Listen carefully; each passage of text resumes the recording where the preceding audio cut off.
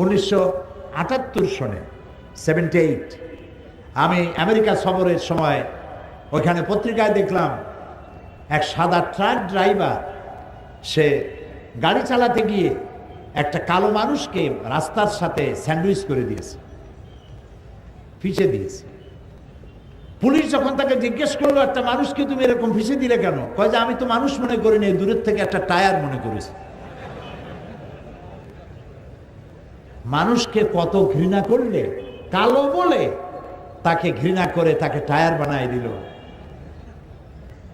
ওরা ওদের রাষ্ট্রীয় ভবনকে হোয়াইট হাউস বানালো যাতে ব্ল্যাক কোনোদিন ঢুকতে না পারে। আল্লাহ তাআলা হোয়াইট হাউসে ব্ল্যাক ঢুকাইই দিলেন। তিলকাল আইয়ামু নুদাবিলুহা বাইনান নাস। ইতিহাসের মহাকালের ঘূর্ণায়মান চক্রের আবর্তনে এটাই হয়, যা আমরা বুঝি না। আল্লাহ অনেক আগে তিনি বুঝে রেখেছেন, তিনি সর্বজ্ঞাত, সবকিছুই তিনি জানেন। সুবহানাল্লাহ। শুধু কালো মানুষ ঢুকায় নাই, কালো প্রেসিডেন্টের কালো বউ কয়দিন পরে কালো বাচ্চাও দেবে সেখানে। হোয়াইট হাউসের সম্মান বেড়ে যাবে।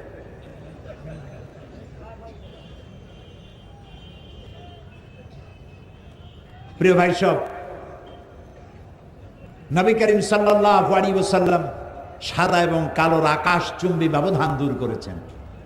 মক্কায় যখন প্রবেশ করতেছিলেন ফতে মক্কার দিনে, আপনারা কি ভয় পেয়েছেন নাকি? খুব কি দুশ্চিন্তাগ্রস্ত? মাঝে মাঝে জবাব দেন যখন তখন মনে হয় ভয় টয় পাইছেন, মনে হয় ক্যামেরার ফ্ল্যাশ দেখলে মনে হয় আজকে ওঠে। আরে ভাই, ভয় পাওয়ার কারণ নাই। বদরের বিজয় হয়, ওহদের পরাজয় হয়, আবার সামনে ফতে মক্কার হাতছানি থাকে।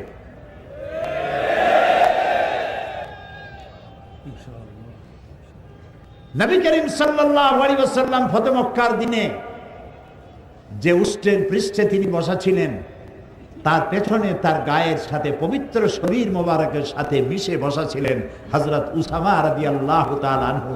কৃতদাসের পুত্র, কালো লোকের কালো পুত্র বসা ছিলেন রাসূলের পিঠের কাছে বসা।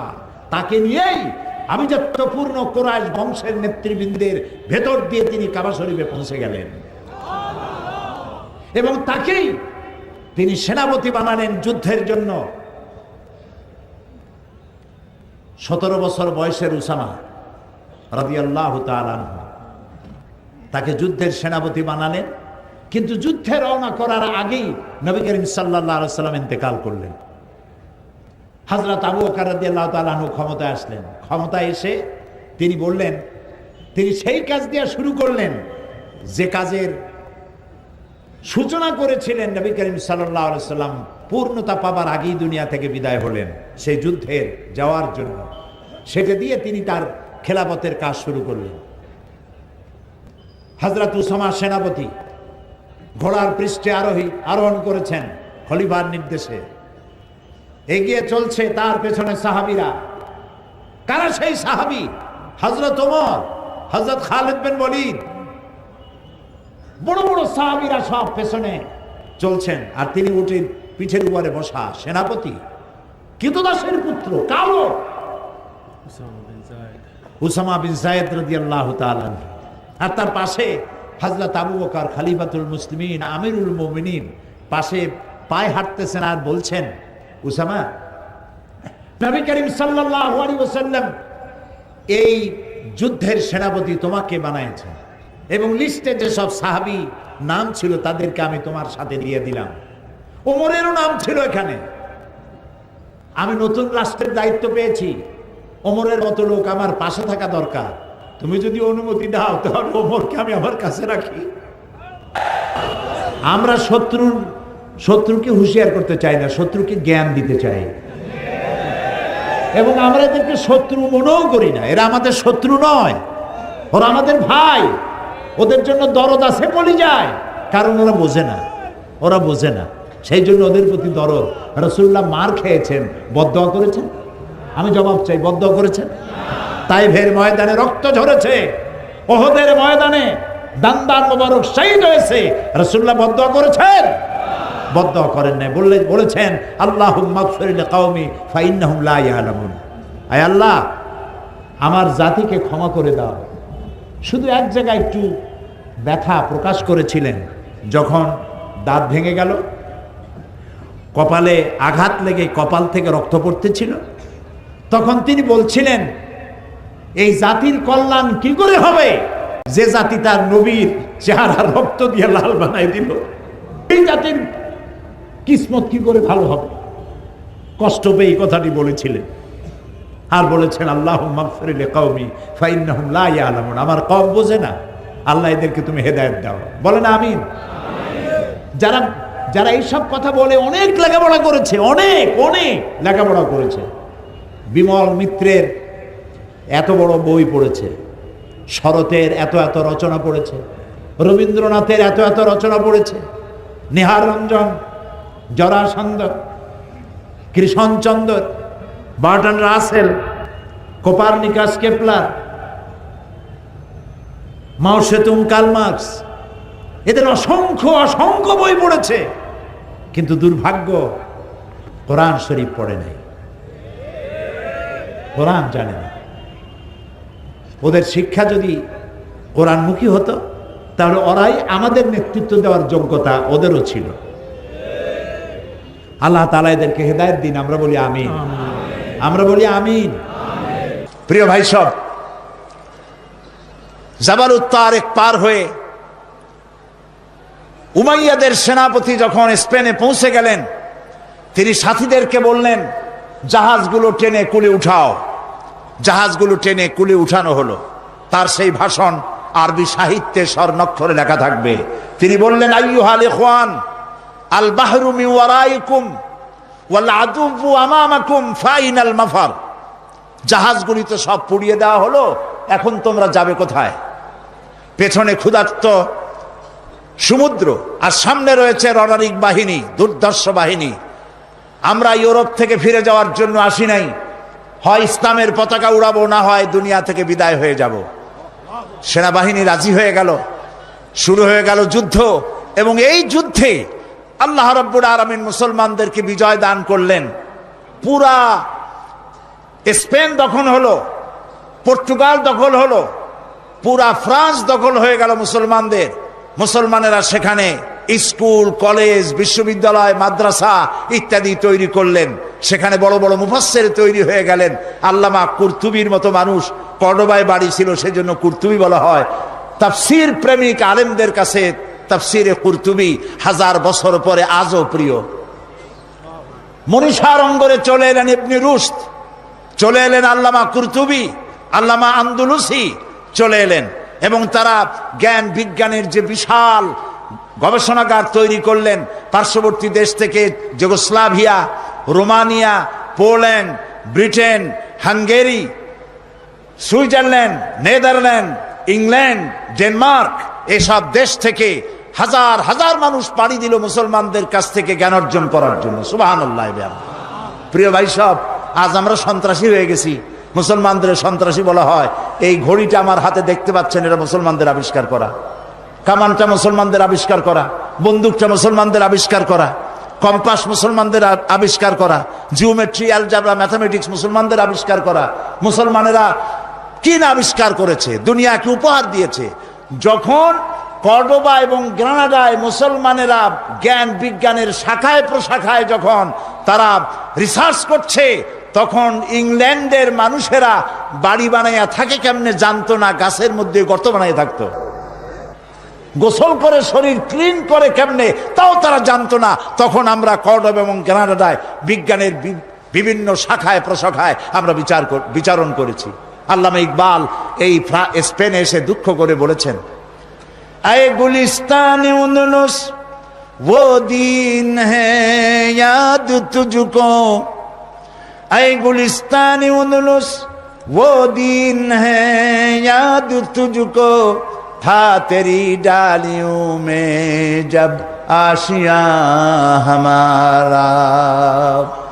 हे स्पेन, তোমার অলিতে গলিতে আমার মুসলমানদের যে পদচারণা ছিল, আজ সে মুসলমানরা নিশ্চিহ্ন হয়েছে, মুসলমান নাই। সেইখানে যখন এই জ্ঞানের বিশাল গবেষণাগার তৈরি হলো, তারা পার্ক তৈরি করলো, সুয়ারেজ লাইন তৈরি করলো, ড্রেনেজ করলো, রাস্তা করলো, ফুটপাত করলো, পৃথিবীর সব থেকে মডার্ন দেশে পরিণত করে দিল। সেইখানে শুরু হয়ে গেল 800 বছর রাজত্ব করার পর গজবটা কেন এলো তাও চোখে দেখে এলাম। তারেক বিন জিয়াদ যে মসজিদ তৈরি করেছেন কর্তুবায়, কর্ডোবা বলা হয় ইংরেজিতে, আরবি নাম কর্তুবা, বিশাল মসজিদ, 1 লক্ষ লোক নামাজ পড়তে পারে সেই মসজিদের মধ্যে। আমি যখন মসজিদের মধ্যে প্রবেশ করলাম আমার সাথীদেরকে নিয়ে, যায় দেখলাম মসজিদের ভেতরে সব মূর্তি দিয়ে ভরা। মসজিদের বিশাল মিনারের প্রত্যেকটি খোপে খোপে একটা করে মূর্তি দাঁড়ানো। আমার সাথের কিছু লোক নামাজ পড়তে চাইলো মসজিদের ভেতরে, পুলিশ একটি এসে তাকে চেপে ধরলো, বলল ভুলে যাও, এটা তোমাদের মসজিদ ছিল, এটা মসজিদ নয়, এটা গির্জা, এখানে সেজদা দিতে দেওয়া হবে না। বুক ফেটে কান্না আসতে লাগলো। এটা ছিল সেই কর্ডোবার মসজিদ।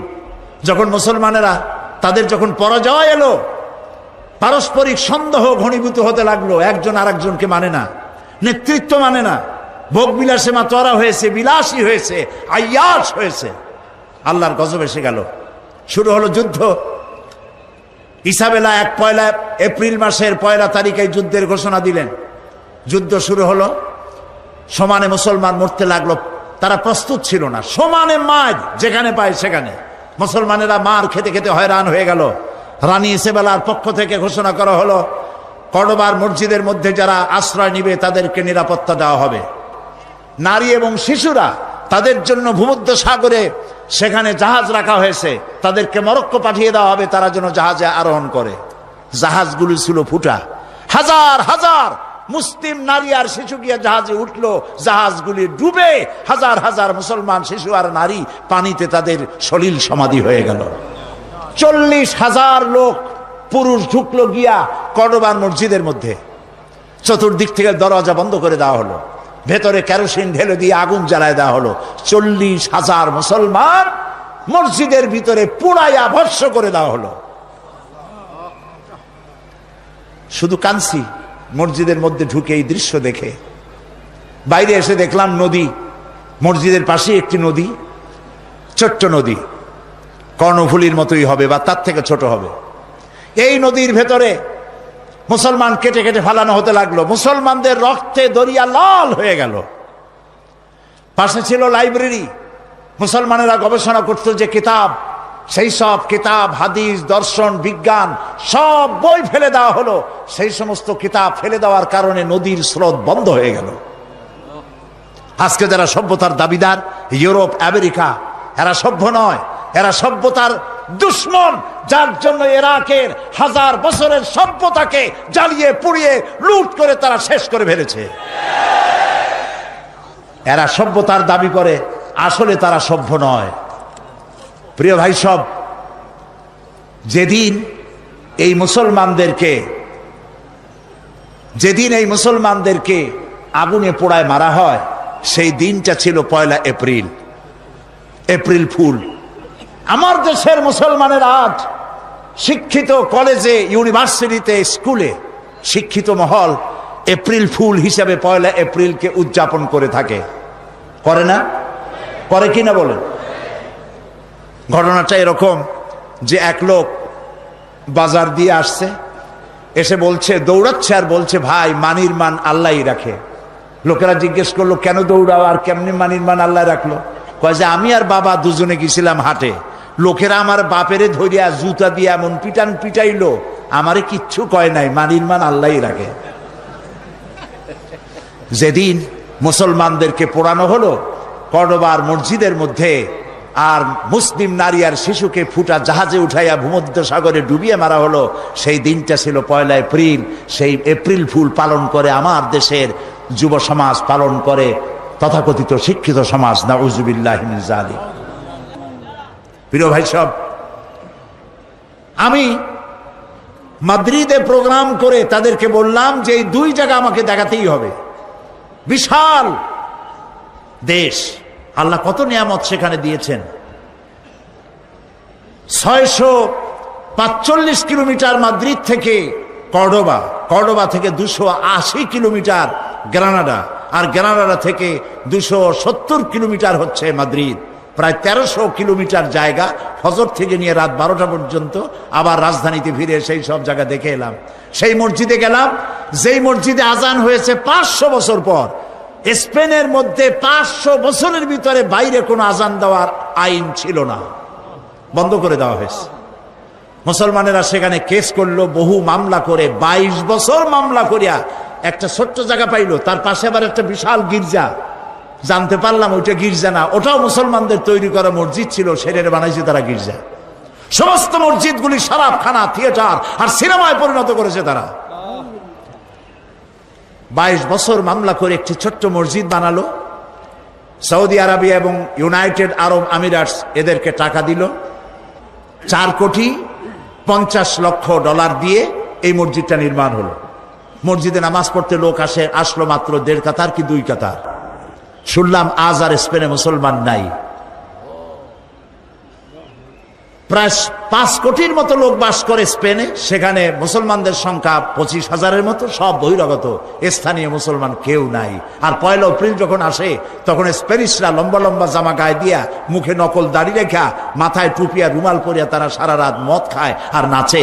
আজকের এই দিনে আমরা মুসলমানদেরকে তাড়াই দিতে পেরেছিলাম। প্রিয় ভাই সব, আজকে সেই মুসলমানদের যে বিরাট পতন হলো, সেই পতনের কারণ ছিল কোরআন শরীফের দাওয়াত দেওয়া থেকে, তাওহীদের দাওয়াত থেকে তারা নিজেদেরকে দূরে সরিয়ে ফেলেছিল। তারা তাওহীদের দাওয়াত দেয়নি, তারা মানুষকে কোরআনের দিকে আকৃষ্ট করেন। এই ক্ষমতার উপরে টিকে থাকার জন্য বিলাসী জীবন যাপন করেছে। আবু আবদেল ছিল তাদের শেষ রাষ্ট্রপ্রধান। যখন যুদ্ধ শুরু হলো সে দৌড়াচ্ছিল, তার মায়ের কাছে গিয়ে কাঁদতেছিল। মা বলল, তোমার বাবারা, তোমার বাপ দাদারা এই দেশ দখল করেছিল বুকের রক্ত দিয়া, আর তুমি বুকের রক্ত দিয়ে এ দেশকে রক্ষা করতে পারলে না। এই নাও আমার হাতের চুরি পরিয়া আফ্রিকার জঙ্গলে গিয়া পালায় যাও।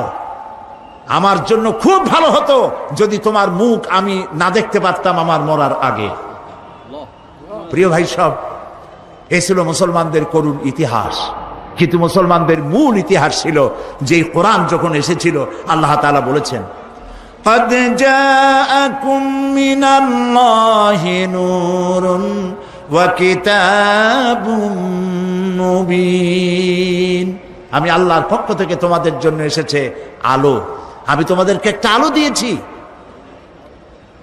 ওয়া কিতাবুম মুবিন, আর সুস্পষ্ট একখানা কিতাব আমি তোমাদেরকে দিয়েছি। এখন যে আলো দিলাম সে আলোর নাম হলো মুহাম্মদুর রাসূলুল্লাহ সাল্লাল্লাহু আলাইহি ওয়াসাল্লাম। আর কিতাব হচ্ছে এই কোরআন শরীফ। এই দুইটা জিনিস দিলাম। আর নবী করিম সাল্লাল্লাহু আলাইহি ওয়াসাল্লাম যখন ইন্তেকাল করেন তখন তিনি বলে গিয়েছিলেন, তারাকতু ফীকুম আমরাইন, দুটো জিনিস আমি তোমাদের জন্য রেখে গেলাম। একটা হলো কিতাবুল্লাহ, আর একটা কি? রাসূলের সুন্নাত। এই দুটি জিনিস রেখে গেলাম। এই কোরআনকে যদি তোমরা মেনে চলো, এই কোরআনের অনুকরণ যদি করো, তাহলে তোমাদেরকে কেউ গোমরাহ করতে পারবে না। সুতরাং আজকে যদি পৃথিবীতে মুসলমান বেঁচে থাকতে চায়, তাহলে এই কোরআন নিয়ে বাঁচতে হবে। যদি বাঁচতে চায়, কোরআন নিয়ে বাঁচতে হবে। কোরআন ছাড়া মুসলমানদের কোনো অস্তিত্ব থাকবে না। মাছ যেমন পানি ছাড়া বাঁচতে পারে না, মুসলমান তেমন কোরআন ছাড়া বাঁচতে পারে না। যে ব্যক্তি নিজে কোরআন শেখে এবং অপরকে শিখায়, কারণ কোরআন হচ্ছে ফুরকান। আল্লাহ তাআলা বলছেন, তাবারাকাল্লাযী নাযালাল ফুরকানা আলা আবদিহি লিয়াকুনা লিল আলামিন নাযীরা।